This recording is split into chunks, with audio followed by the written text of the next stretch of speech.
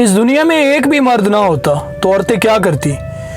कल एक भाई साहब कहने लगे औरत मर्द की गुलाम होती है, उसे अल्लाह ने खिदमत के लिए पैदा किया है।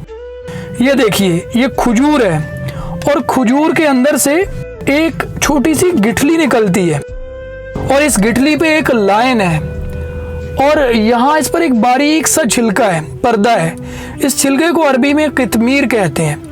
कुरान में अल्लाह पाक फरमाता है मा यमलिकून मिन कितमीर। इसका मतलब मफहूम ये है कि तुम इस गिठली के छिलके के भी मालिक नहीं हो। तो फिर ये गुरूर, ये तकब्बुर कैसा। औरत से निकाह का मकसद उसे घर की इज्जत बनाना है, घर की मलका बनाना, ना कि अपनी गुलाम बना के रखना। वो कहने लगे मर्द को औरत से ज़्यादा अक्ल से नवाजा गया है, ज़्यादा ताकत रुतबा दिया गया है। मैंने कहा ताकि मर्द औरत की खताओं को माफ़ कर सके। मर्द की सबसे बड़ी बदसूरती ये है कि वह अपनी औरत पर जुल्म करता हो।